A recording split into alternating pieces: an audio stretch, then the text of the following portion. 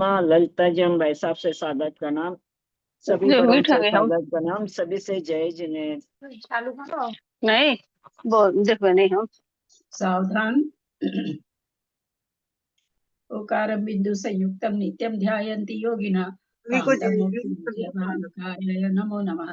अविरल सद्घन होगा प्रक्षाली सकल भूतल कलंका मुनि विरूपासी तीर्था सरस्वती हर्तुन दूरितम अज्ञानतिमिराधानां ज्ञानाञ्जनशलाकया चक्षुरुन्मीलितं येन तस्मै श्री गुरुवे नमः।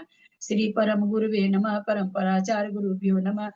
सकल कलुष विध्वंसकं श्रीशां परिवर्धकं धर्म संबंधकं भविजीवमन प्रतिबोधकारकं पुण्य प्रकाश पापणासमिदं शास्त्रं श्री आदि पुराण ग्रंथराज नामधेयम अस्य मूल ग्रंथ करता श्री सर्वज्ञ देवास्तर ग्रंथ करता श्री गंधर देवा प्रतिगंधर देवा तेषां वचन सार्ता महासाध्य श्रीमत जिनसेनाचार्य न विरचितमिदं शास्त्रं श्रोतारः सावधानतया शृण्वन्तु।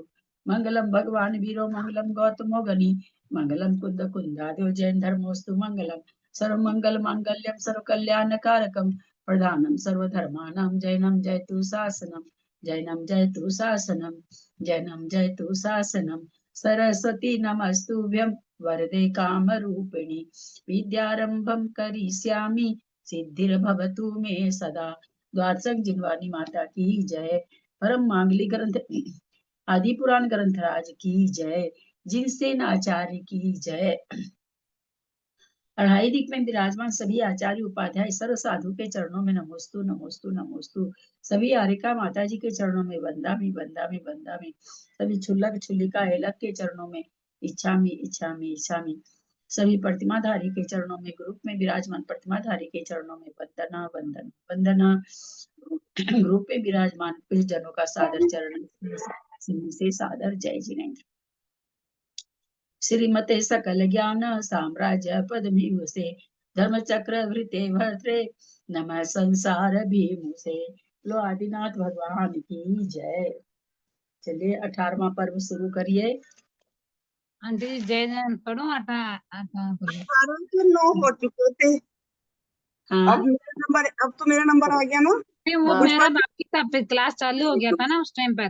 तुम्हारा हो गया था कल। आपको हो गया ना 9 कर लिए ना आपने, पिछले कर लिए थे 20। हाँ पुष्पा का मेरा हो नहीं गया। पूरा हो गया। पढ़ना चाहो तो पढ़ लो, मुझे कोई दिक्कत नहीं। क्योंकि पूरा कंप्लीट नहीं हुआ था उस टाइम में, मतलब स्वाध्याय चालू हो गया था। नहीं, स्वाध्याय चालू हो गया था ना। आपने पिछली बार पढ़ लिए थे ना 20, तो पिछले उसमें पढ़ लिए थे, और 9 आपने इसके पढ़ लिए थे। 30 हो गए तुम्हारे, 29। अगर जो आप और पढ़ना चाहें तो पढ़ लें, आगे का कोई बात नहीं, मैं बाद में पढ़ लूंगी। हाँ ठीक, कोई पढ़ना आप पढ़ लीजिए। बताओ किसे पढ़ना है? आपको पढ़ना है तुम पढ़ो, नहीं मैं पढ़ती हूँ। जैसे भाभी कहें वैसे कर। आप पढ़ लीजिए, आप पढ़ लीजिए। नहीं, भाभी कहें जैसे वैसे कर देंगे। आप 9 पढ़ लिए थे क्या उस दिन पुष्पा जी? 9 कंप्लीट नहीं हुआ था उसमें, मतलब स्वाध्याय चालू हो गया था। कोई बात नहीं, वो एक कम है तो कोई बात नहीं, उनको पढ़ने दीजिए। नहीं, कहाँ तक पढ़े थे? उसके आगे पढ़ना है ना, इसलिए बताइए। 9 पूरे करके, और दूसरी आधी लाइन हुई थी 10वें की। हाँ था नीचे की ओर लटक रही थी, यहाँ तक हुआ था, है ना? 9 हाँ पूरे हाँ, करके आधी लाइन हुई।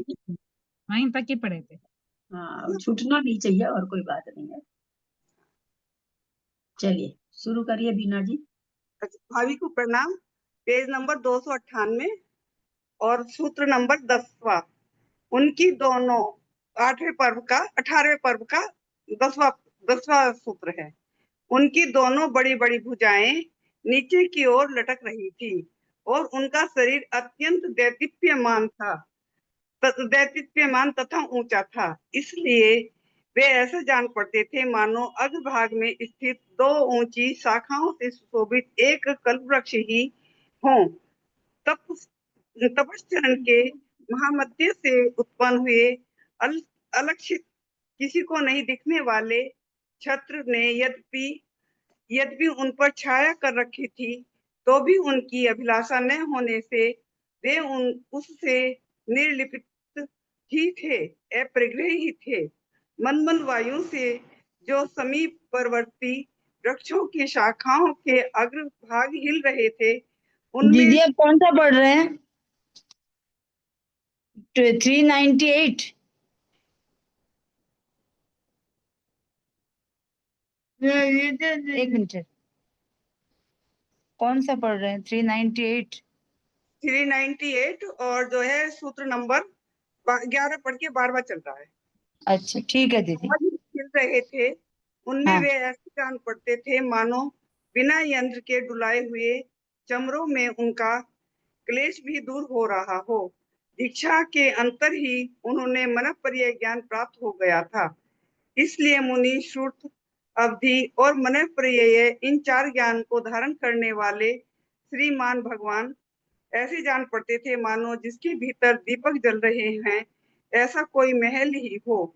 जिस प्रकार कोई राजा मंत्रियों के द्वारा चर्चा किए जाने पर परलोक अर्थात शत्रुओं के सब प्रकार के आना जाना आदि को देख लेता है, जान लेता है, उसी प्रकार भगवान ऋषभ देव भी अपने सुदृढ़ 4 ज्ञानों के द्वारा सब जीवों के परलोक अर्थात पूर्व पर्याय संबंधी आना जाना आदि को देख रहे थे, जान रहे थे। इस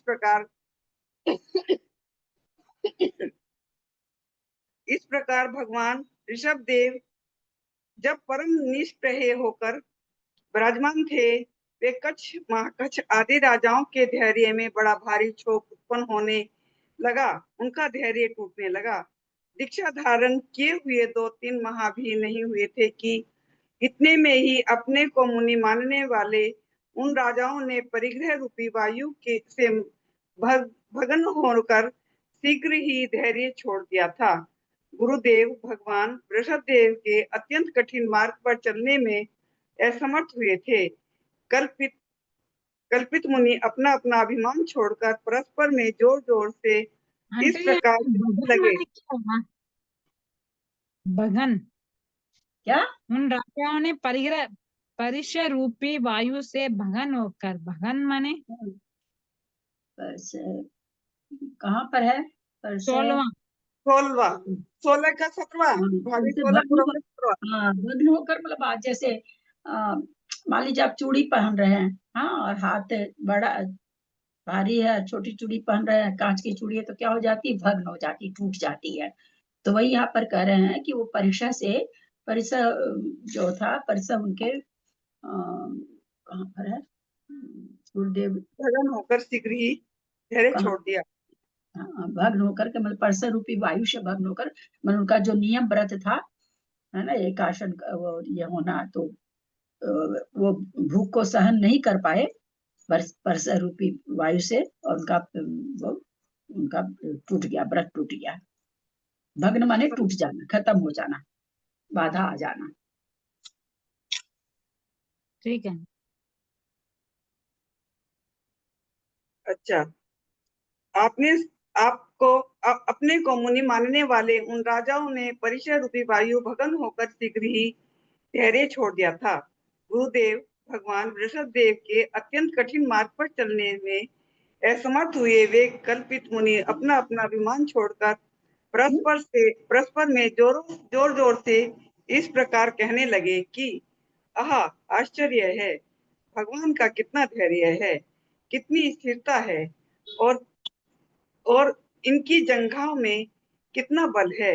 इन्हें छोड़कर और दूसरा कौन है जो ऐसा साहस कर सके।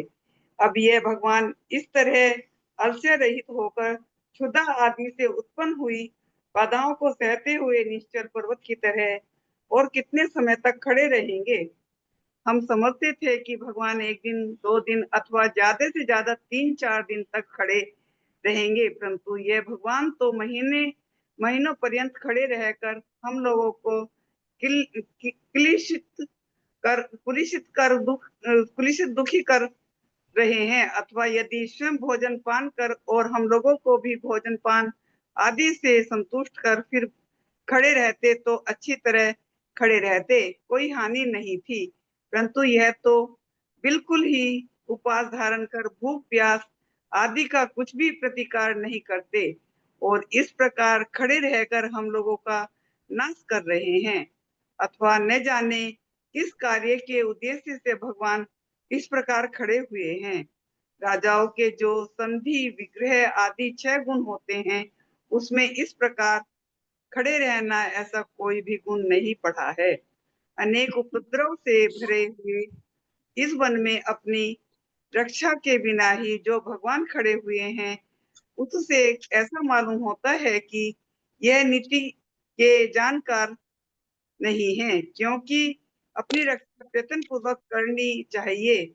भगवान प्राणों से विरक्त होकर शरीर छोड़ने की चेष्टा करते हैं, परंतु हम लोग प्राण हरण करने वाले इस सब से ही खिन्न हो गए हैं। इसलिए जब तक भगवान के योग की अवधि है, अर्थात जब तक इनका ध्यान समाप्त नहीं होता, तब तक हम लोग वन में उत्पन्न हुए कंद मूल फल आदि के द्वारा ही अपनी प्राण यात्रा जीवन निर्वाह करेंगे। इस प्रकार कितने ही कातर पुरुष तपस्या से उदासीन होकर अत्यंत दीन वचन करते हुए दीन वृत्ति धारण करने के लिए तैयार हो गए। हमें क्या करना चाहिए, इस विषय में मूर्ख रहने वाले कितने ही मुनि पूर्वापर कातर पुरुष माने मैं घर क्या हूँ झूठा नहीं है। आंटी कातर तो पुरुष। क्या हुआ कहते हैं? दीदी तो- आपका हो गया है, 25 हो गए आपके। 10 के बाद कराना मैंने 35 होंगे ना आंटी मेरे, कातर पुरुष। 35 होंगे ना दीदी मेरे, ये बताइए। फिर 25 अरे आपके पास 25 सलाह बांटने का नंबर है। अरे अभी कहाँ 25 25 हो गया भाई, हो गया 10 उन्होंने पढ़ा था, 35 तक पढ़ेंगे ना। 25 आंटी ही पढ़ते कातर हैं। पुरुष। 10 पुष्पा जी ने पढ़ा था। अच्छा अच्छा आंटी कातर पुरुष। मतलब डरपोक। डरपोक। जानने वाले भगवान के चारों ओर समीप ही खड़े हो गए और अपने अंतःकरण को कभी निश्चल तथा कभी चंचल करने लगे। भावार्थ, कितने ही मुनि समझते थे कि भगवान पूर्वापर के जानने वाले हैं, इसलिए हम लोग पूर्वापर का भी विचार कर हम लोग कुछ अवश्य ही कहेंगे। ऐसा विचार कर उनके समीप ही उन्हें चारों ओर से घेर कर खड़े हो गए। उस समय जब वे भगवान के गुणों की ओर दृष्टि डालते थे, तब उन्हें कुछ धैर्य प्राप्त होता था, और जब अपनी दीन अवस्था दृष्टि डालते थे, तब उनकी बुद्धि चंचल हो जाती थी, उनका धैर्य छूट जाता था। वे मुनि परस्पर में कह रहे थे कि जब भगवान राज्य में स्थित थे, अर्थात राज्य करते थे, तब हम उनके सो जाने पर सोते थे, भोजन कर चुकने पर भोजन करते थे, खड़े होने पर खड़े रहते थे और गमन करने पर गमन करते थे, तथा अब भगवान तप में स्थित हुए, अर्थात जब इन्हें तपस्चरण करना प्रारंभ किया, तब हम लोगों ने तप भी धारण किया। इस प्रकार सेवक का जो कार्य है वह सब हम पहले कर चुके हैं, परंतु हमारे कुलाभिमान का वह समय आज हमारे प्राणों को संकट देने वाला बन गया है, अथवा इस प्राण संकट के समय हमारे कुलाभिमान का वह काल नष्ट हो गया है। जब से भगवान ने वन में प्रवेश किया है, तब से हमने जल भी ग्रहण नहीं किया है। भोजन पान के बिना ही जब तक हम लोग समर्थ रहे, तब तक खड़े रहे, परंतु तब सामर्थ्यहीन हो गए। इसलिए क्या करें, मालूम होता है कि भगवान हम पर निर्दयी हैं, कुछ भी दया नहीं करते। वे हमसे झूठ मूठी तपस्या कराते हैं, इनके साथ बराबरी का स्पर्धा कर क्या हम असमर्थ लोगों को मर जाना चाहिए। ये भगवान अब घर को नहीं लौटेंगे, इनके पद का अनुसरण करने के लिए कौन समर्थ है। ये स्वच्छंदचारी है, इसलिए इनका क्या हुआ काम किसी को नहीं करना चाहिए। क्या मेरी माता जीवित है, क्या मेरे पिता जीवित हैं, क्या मेरी स्त्री को स्मरण करती हैं, और क्या मेरी प्रजा अच्छी तरह स्थित है। इस प्रकार वहां ठहरने के लिए असमर्थ हुए कितने ही लोग अपने मन की बात स्पष्ट रूप से कहकर घर जाने की इच्छा से बार बार भगवान के सम्मुख जाकर अनेक चरणों में नमस्कार करते थे। कोई कहते थे कि आहा, हे भगवान, बड़े ही धीर वीर हैं, इन्होंने अपनी आत्मा को भी वश कर लिया है और इन्होंने किसी न किसी कारण को उद्देश्य कर राज्य लक्ष्मी का परित्याग किया है, इसलिए फिर भी उससे युक्त होंगे अर्थात राजलक्ष्मी स्वीकृत करेंगे। जय जिन भाभी। 35 हो गए मेरे। इसमें सरला पाटनी का नंबर है, सरला पाटनी है क्या?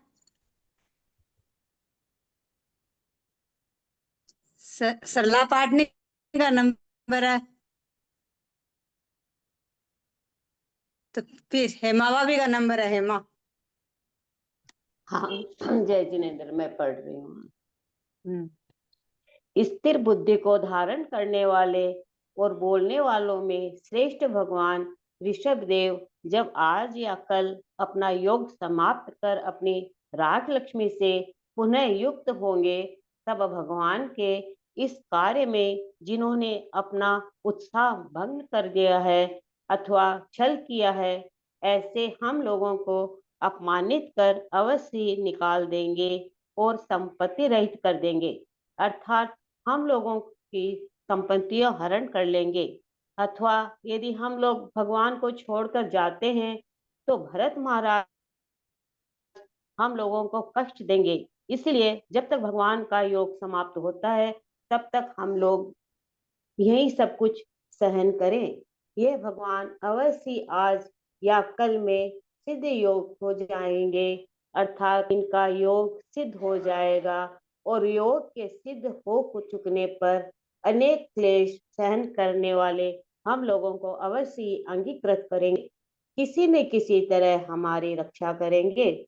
ऐसा करने से हम लोगों को न तो भी बाण से कोई पीड़ा होगी और न उनके पुत्र भरत से हुई, किंतु प्रसन्न होकर वे दोनों ही पूजा सत्कार और धनादि के लाभ से हम लोगों को संतुष्ट करेंगे।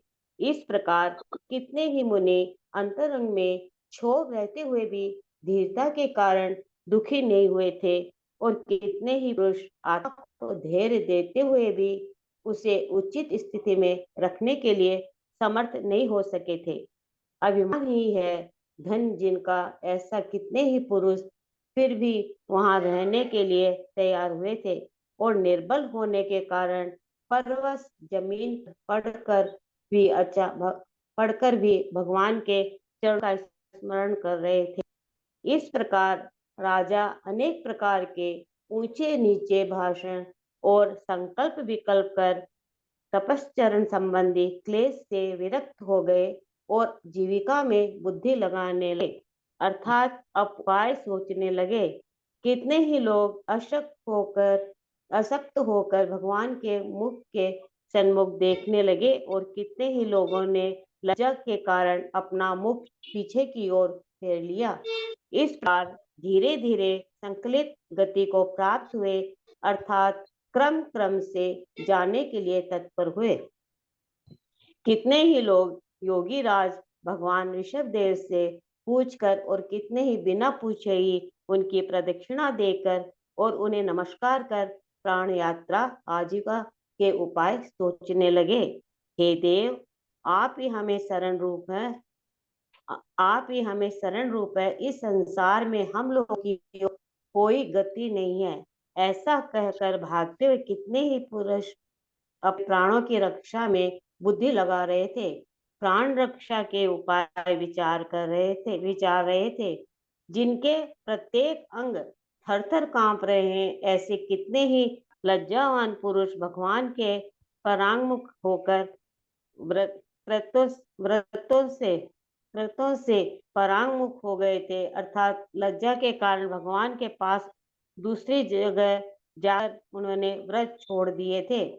कितने ही लोग भगवान के चरणों पर पड़कर कह रहे थे कि हे प्रभु, हमारी रक्षा कीजिए, हम लोगों का शरीर भूख से बहुत ही क्रश हो गया है, तय हमें क्षमा कीजिए।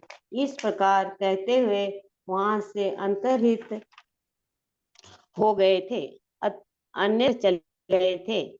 खेद है कि जिसे अन्य साधारण मनुष्य स्पर्श भी नहीं कर सकते, ऐसे भगवान के उस मार्ग पर चलने के लिए असमर्थ होकर वे सब खोटे ऋषि तपस्या से भ्रष्ट हो गए।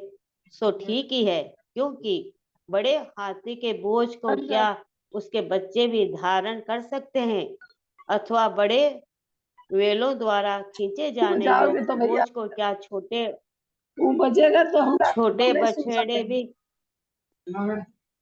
आप वहीं चले जाओ, वहीं बजा, किसी का खुला हुआ है तो वहीं सुन लो, कोई दिक्कत नहीं है। यहाँ छोड़ कोई पढ़ती है ना छोड़े बछड़े भी होगा खींच सकते माइक हैं। कैसे?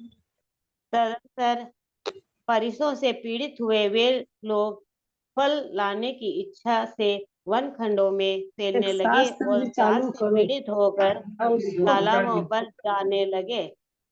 उन लोगों को अपने ही हाथों से फल ग्रहण करते हुए और पानी पीते हुए देखकर वन देवताओं ने उन्हें मना किया और कहा कि ऐसा मत करो। हे मूर्खों, ये दिगंबर रूप सर्वश्रेष्ठ अरहंत तथा चक्रवर्ती आदि के द्वारा भी धारण करने योग्य है। इसे तुम लोग कातरता का स्थान मत बनाओ, अर्थात इस उत्कृष्ट वेश को धारण कर दोनों दोनों की तरह अपने हाथ अपने में हाथ में फल फल मत मत करते हो। तोड़ो दोनों की और तरह न नहीं, दोनों की तरह। वेश को धारण कर दिनों की तरह अपने हाथ से फल मत तोड़ो और न तालाब आदि का अप्राशुद्ध पानी पियो। वन देवताओं के ऐसे वचन सुनकर वे लोग दिगंबर वेश में वैसा करने से डर गए। इसलिए उन दीन चेष्टा वाले भ्रष्ट तपस्वियों ने नीचे लिखे हुए अनेक वेश धारण कर दिए। उनमें से कितने ही लोग वृक्षों के फलकर धारण कर फल खाने लगे और पानी पीने लगे, और कितने ही लोग जीर्ण शीर्ण लंगोटी पहनकर अपनी इच्छा अनुसार कार्य करने लगे। कितने ही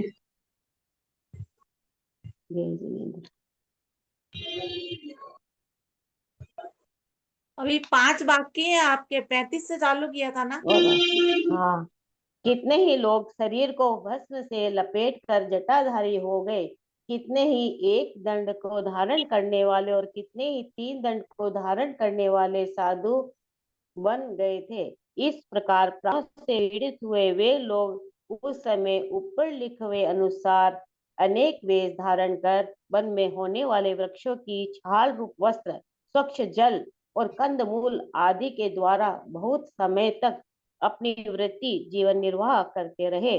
वे लोग भरत महाराज से डरते थे, इसलिए उनका देश त्याग अपने आप ही हो गया था। अर्थात वे भरत के डर से अपने अपने नगरों में दुकान नहीं जाएगा गए थे। क्या? कितने झोपड़े कपड़ा बनाकर खींच गया दूसरा पर। वन में रहने लगे थे। वे लोग पाखंडी तपस्वी तो पहले से ही थे, परंतु उस समय कितने ही परित्राजक हो गए थे और महोदय से दूषित होकर पाखंडियों में मुख्य हो गए थे। वे लोग जल और फूलों के उपहार से भगवान के चरणों की पूजा करते थे। स्वयंभू भगवान ऋषभ देव को छोड़कर उनके अन्य कोई देवता नहीं था। जय जिनेन्द्र। अंजना जी का नंबर है, अंजना जी का। अंजना जी है क्या? कितने से पढ़ना है? हाँ, इसमें दांत कैसे 61 से लगाया? 61। 61 है ना। मीना जैन जी, आपका बंद कीजिए ना, खुला हुआ है। मीना जी आयरन करते रहो। हाँ, योग शास्त्र और सांख्य शास्त्र प्रारंभ में उसी के द्वारा कहे गए थे। 61 से पढ़ी है भगवान ऋषभ देव।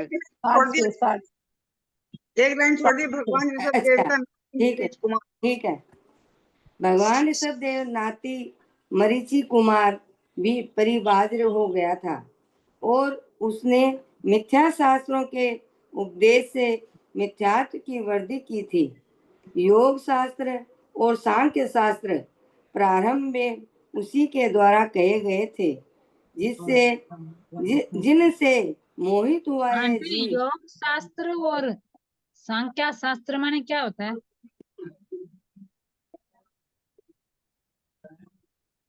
नहीं है क्या? है? आंटी जी सुने नहीं है वो? आंटी जी आंटी जी योग शास्त्र और सांख्या शास्त्र माने क्या होता है? ये सांख्य मत होता है ना, उनका शास्त्र योग मत होता है, उनका शास्त्र मत है ना। ये बहुत तरह के सांख्य मत, वैशेषिक मत, न्यायिक मत है ना, बौद्ध मत, बहुत सारे मत हैं। तो इस हाँ योग मत का योग शास्त्र। जिससे मोहित हुआ जीव सम्यक ज्ञान से प्राणमुख हो जाता है। इस प्रकार जबकि वे द्रवलिंगी मुनि ऊपर कही हुई अनेक प्रकार की प्रवृत्ति को प्राप्त हो गए, तब बुद्धि बल से सहित महामुनि भगवान वसुदेव उसी प्रकार तपस्या करते हुए विद्यमान रहे थे। वे प्रभु मेरु पर्वत के समान निष्कंप थे, समुद्र के समान क्षोभ रहित थे, वायु के समान परिग्रह रहित थे और आकाश के समान निर्लेप थे। तपस्या के तीव्र ताप से भगवान का शरीर बहुत ही देदीप्यमान हो गया था। सो ठीक ही है, तपाए शरण की भांति निश्चय से अन्य हो ही जाती है। कर्म रूपी शत्रु को जीतने की इच्छा करने वाले भगवान की निश्चय से अन्य हो जाती है। कर्म रूपी शत्रु को जीतने की इच्छा करने वाले भगवान की मनोगुप्ति, वचन गुप्ति और काय गुप्ति, ये तीन गुप्तियां ही किले आदि के समान रक्षा करने वाली थी। स्वयं ही शरीर की रक्षा करने वाला कवच था और सम्यक दर्शन आदि गुण ही उनके सैनिक थे। पहला उपवास, दूसरा अमोदर्य, तीसरा वर्ती परिसंख्यात, चौथा रस परित्याग, पांचवा काय क्लेश और छठवां विचिकित संयासन। यह 6 प्रकार के बाह्य तप महाधीर वीर भगवान बसव के थे। अंतरंग तप भी प्राश्चित, विनय, वैयावर्त, स्वाध्याय, युक्त सर्ग और ध्यान के भेद से 6 प्रकार का ही है। उसमें से भगवान वसुदेव के ध्यान में ही अधिक तत्परता रहती थी, अर्थात वे अधिकतर ध्यान ही करते रहते थे। 5 महाव्रत सिमिति नामक 5 पर्यंत, 5 इंद्रिय निरोध, 6 आवश्यक, केश नोच, पृथ्वी पर सोना, दांतों नहीं करना, नग्न रहना, स्नान नहीं करना, खड़े होकर भोजन करना और दिन में एक बार ही भोजन करना। इस प्रकार 28 मूल गुण भगवान के वसुदेव के विद्यमान थे, जो कि उनके पदातियों के अर्थात पैदल चलने वाले सैनिकों के समान थे। ध्यान की विशुद्धता के कारण भगवान के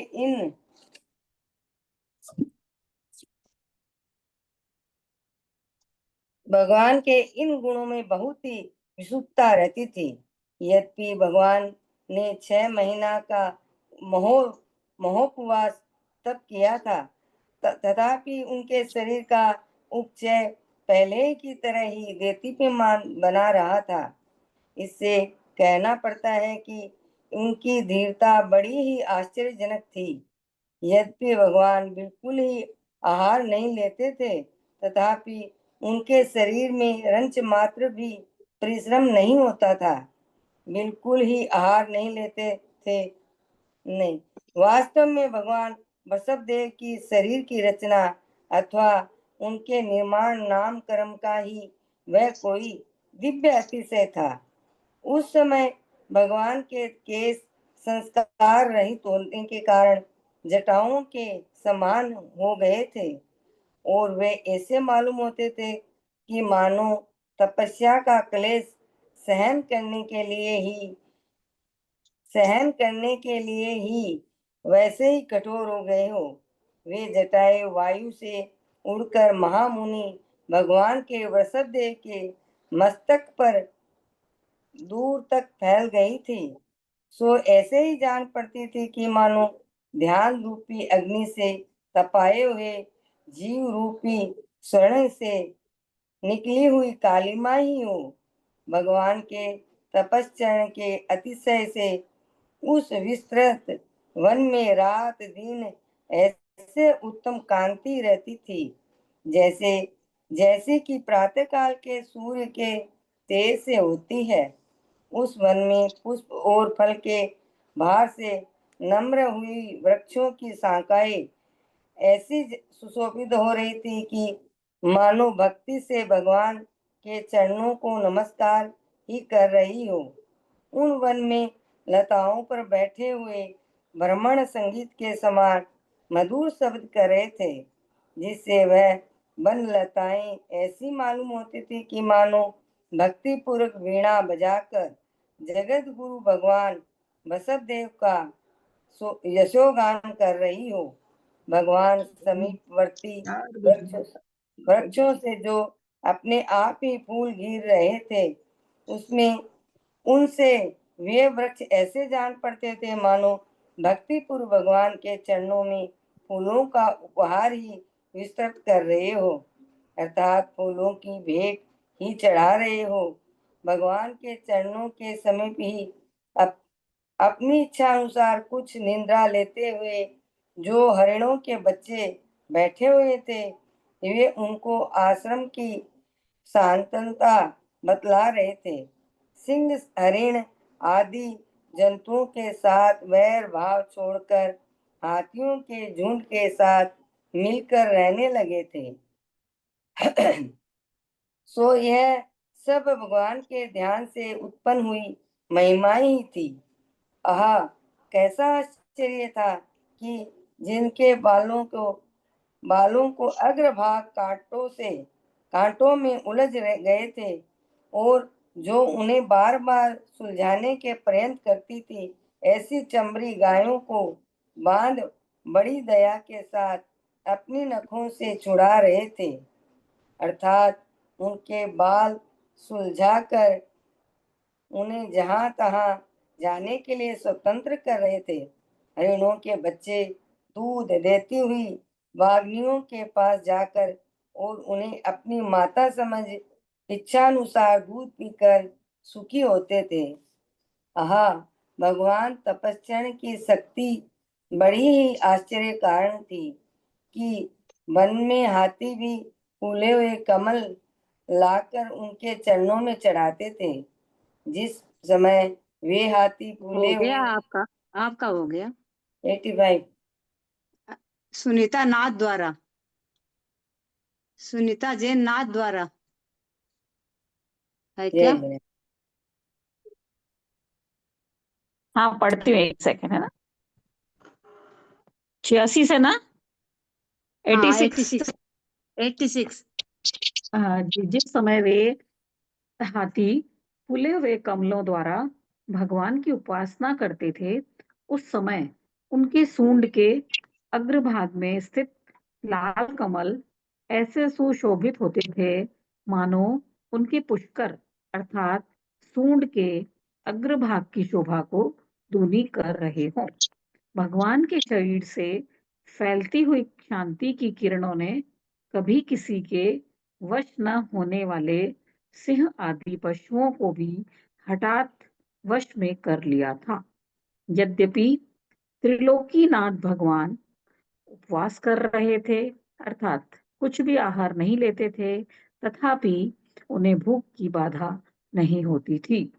सो ठीक ही है, क्योंकि संतोष रूप भावना के उत्कर्ष से जो अनिच्छा उत्पन्न होती है, वह हर एक प्रकार की इच्छाओं अर्थात लंपटता को जीत लेती है।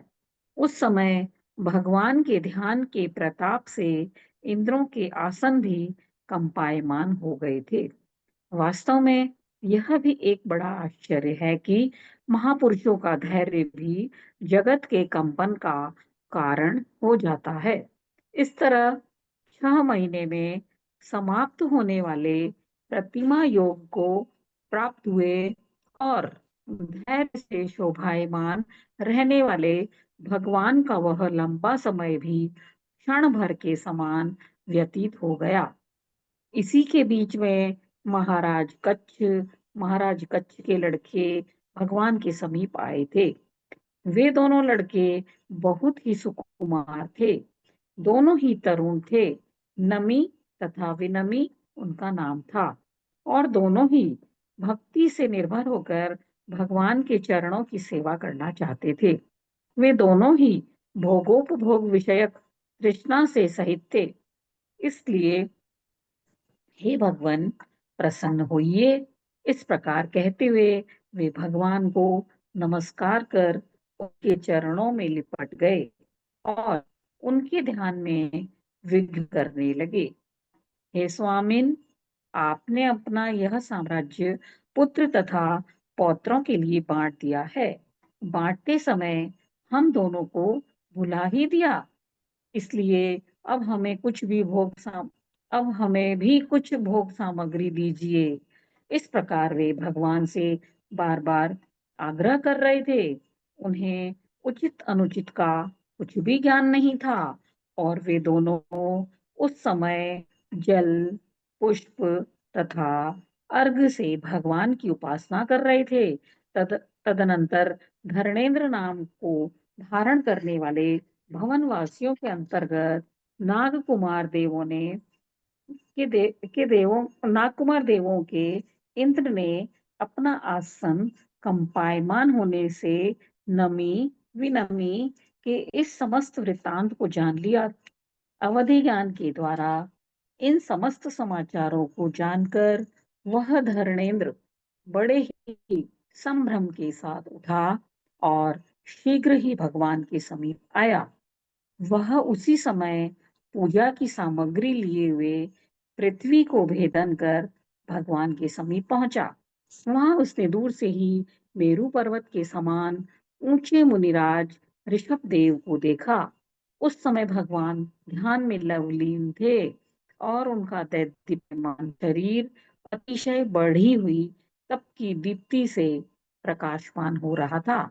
इसलिए वे ऐसे मालूम होते थे मानो वायु रहित प्रदेश में रखे हुए दीपक ही हों, अथवा वे भगवान किसी उत्तम यज्वा अर्थात यज्ञ करने वाले के समान शोभायमान हो रहे थे। क्योंकि जिस प्रकार यज्ञ करने वाला अग्नि में आहुतियां जलाने के लिए तत्पर रहता है, उसी प्रकार भगवान भी महाध्यान रूपी अग्नि में कर्म रूपी आहुतियां जलाने के लिए उद्यत थे।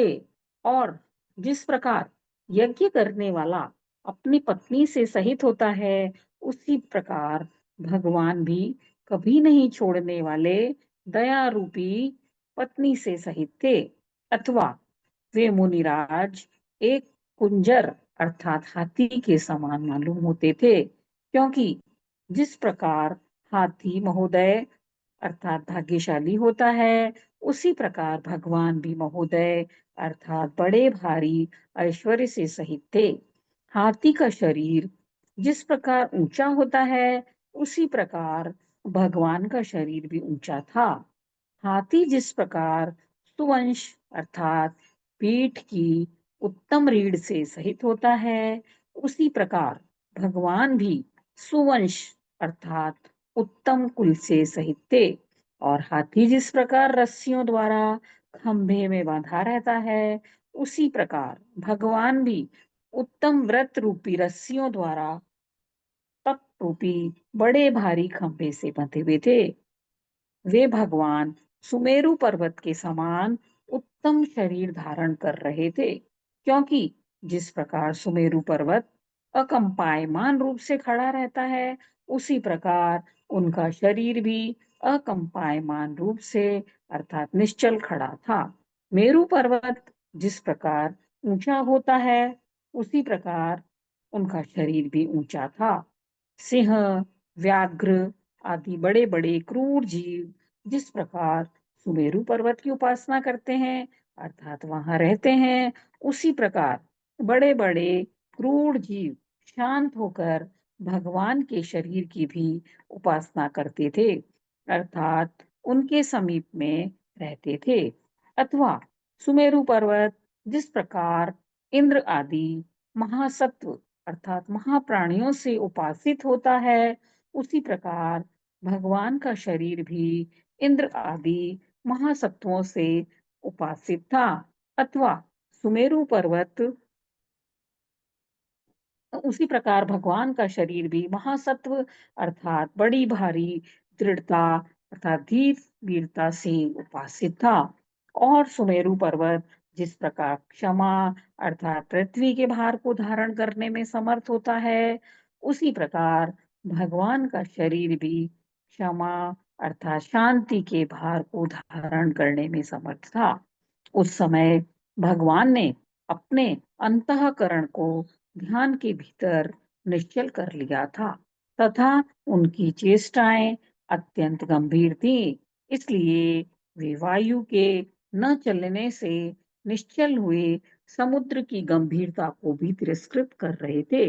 अथवा भगवान किसी अनोखे समुद्र के समान जान पड़ते थे, क्योंकि उपलब्ध समुद्र तो वायु से क्षुभित हो जाता है, परंतु वे परिशह रूपी महावायु से कभी भी क्षुभित नहीं होते थे।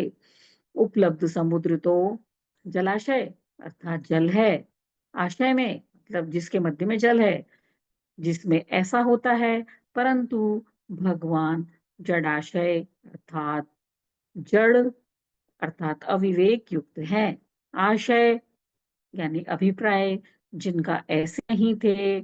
उपलब्ध समुद्र तो अनेक मगरमच्छ आदि जल जंतुओं से भरा रहता है, परंतु भगवान दोष रूपी जल जंतुओं से छुए भी नहीं गए थे। इस प्रकार भगवान ऋषभदेव के समीप वह धर्मेंद्र बड़े ही आदर के साथ पहुंचा और अतिशय बढ़ी हुई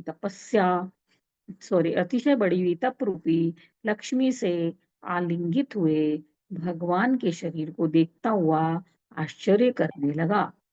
प्रथम ही उस धर्मेंद्र ने जगत गुरु भगवान ऋषभदेव आपका हो गया, आपका हो गया।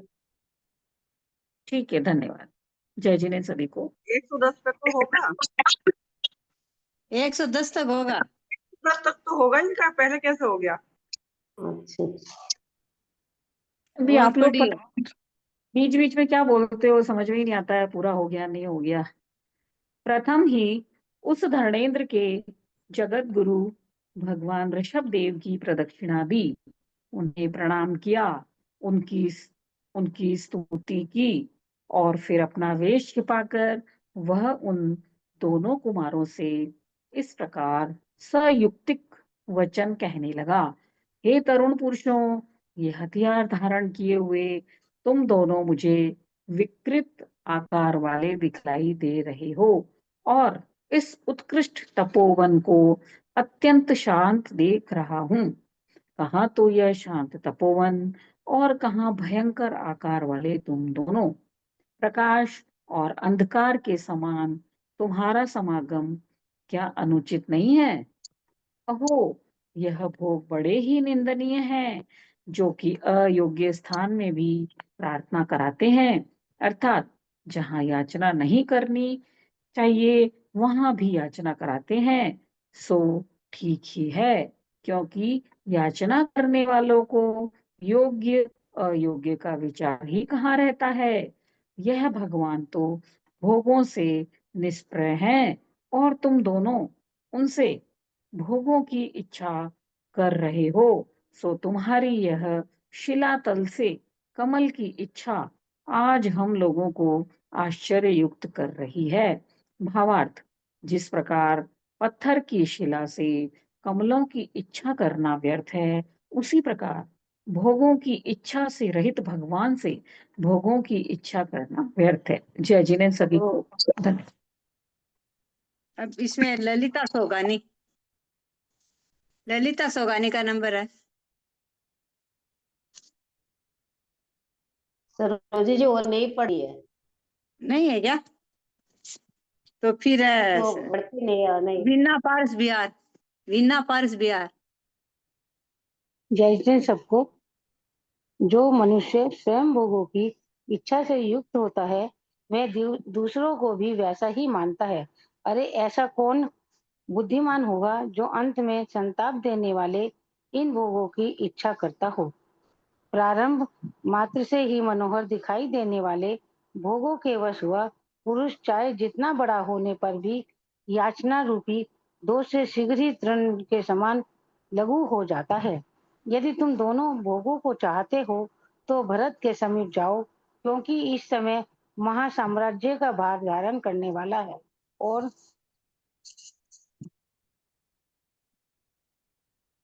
वही श्रेष्ठ राजा है। भगवान जो राग देश आदि अंतरंग परिग्रह का त्याग कर चुके हैं और अपने शरीर से भी निष्क्रिय हो रहे हैं, अब यह भोगों की इच्छा करने वाले तुम दोनों को भोग कैसे दे सकते हैं। इसलिए जो केवल मोक्ष जाने के लिए उद्योग कर रहे हो, ऐसे इन भगवान के पास धरना देना व्यर्थ है। तुम दोनों भोगों के इच्छुक हो, अतः भरत की उपासना करने के लिए उनके पास जाओ। इस प्रकार जब वह धनेन्द्र कह चुका, तब वे दोनों नमी विनमी कुमार उसे इस प्रकार उत्तर देने लगे कि दूसरे के कार्यों में आपकी ये क्या आस्था आदर बुद्धि है। आप महाबुद्धिमान हैं, अतः यहाँ से चुपचाप चले जाइए, क्योंकि इस विषय में जो योग्य अथवा अयोग्य है उन दोनों को हम लोग जानते हैं, परंतु आप इस विषय में अनभिज्ञ हैं, इसलिए जहाँ आपको जाना है जाइए। ये वृद्ध हैं और ये तरुण हैं, यह भेद तो मात्र अवस्था का किया हुआ है। वृद्ध अवस्था में न तो कुल ज्ञान की वृद्धि होती है और न तरुण अवस्था में बुद्धि का कुछ ह्रास ही होता है, बल्कि ऐसा जाता है कि अवस्था के पकने से वृद्ध अवस्था में प्राय बुद्धि की मंदता हो जाती है और प्रथम अवस्था में प्राय पुण्यवान पुरुषों की बुद्धि बढ़ती रहती है। न तो नवीन तरुण अवस्था दोष उत्पन्न करने वाली है और न ही वृद्ध अवस्था गुण उत्पन्न करने वाली है, क्योंकि चंद्रमा नवीन होने पर भी मनुष्य को आह्लादित करता है और अग्नि जीर्ण बुझने के सम्मुख होने पर भी जलती ही है। जो मनुष्य बिना पूछे ही किसी कार्य को करता है वह बहुत ढीठ समझा जाता है। हम दोनों ही इस प्रकार का कार्य आपसे पूछना नहीं चाहते, फिर आप व्यर्थ ही बीच में क्यों बोलते हैं।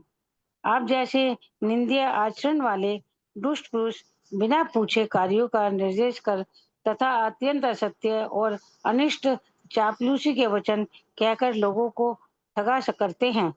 बुद्धिमान पुरुषों की जिह्वा कभी सपन में भी अशुद्ध भाषण नहीं करती, उनकी चेष्टा कभी दूसरों का अनिष्ट नहीं करती और न उनकी स्मृति को दूसरों का विनाश करने के लिए कभी कठोर होती है। जिन्होंने जानने योग्य संपूर्ण तत्वों को जान लिया है, ऐसे आप सरीखे बुद्धिमान पुरुषों के लिए हम बालकों द्वारा न्याय मार्ग का उपदेश दिया जाता योग्य नहीं है, क्योंकि जो सज्जन पुरुष होते हैं वे एक न्याय रूपी जीविका से ही युक्त होते हैं, अर्थात वे न्याय रूप प्रवृत्ति से ही जीवित रहते हैं।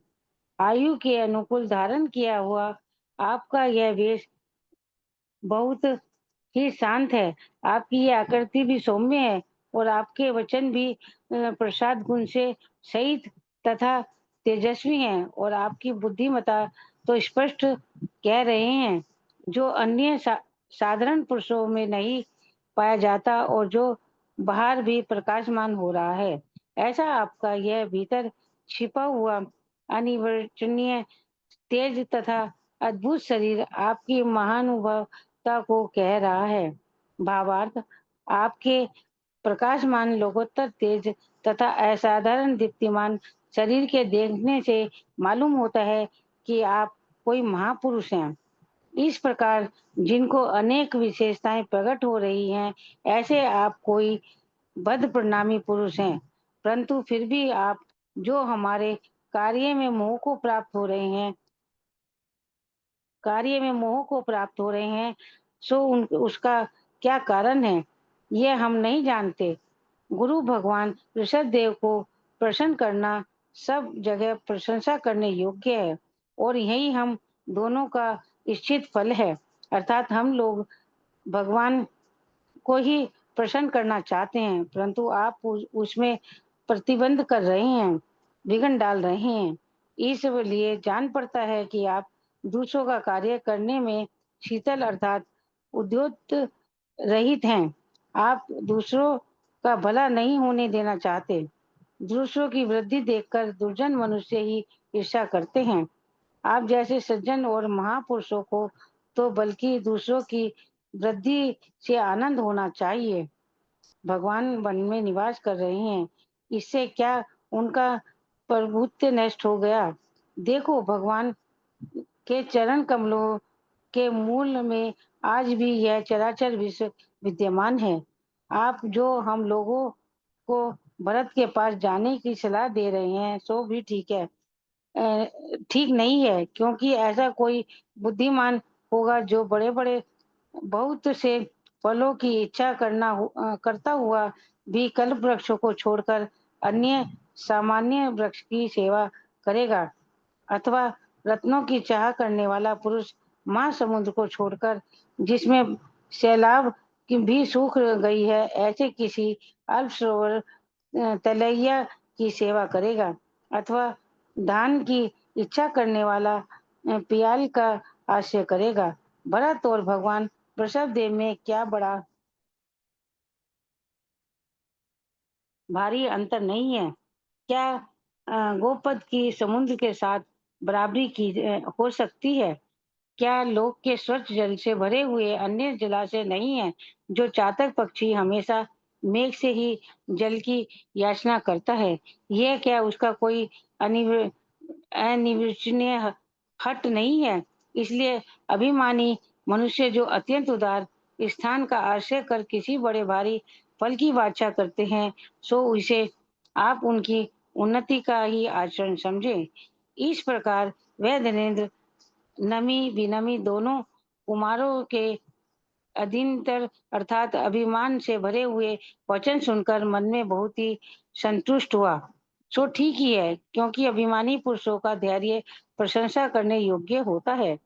वह धनेन्द्र मन ही मन विचार करने लगा कि आहा, हो गया आपका हो गया, 135 तक होना था, हो गया। ठीक है। जज ने सबको टाइम भी हो गया ना, 8 बज गए। टाइम हो गया। जिनवानी स्तुति करें। मैं करूँ भाभी?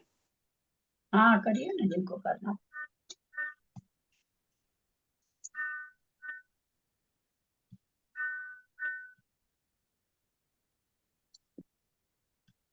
करिए।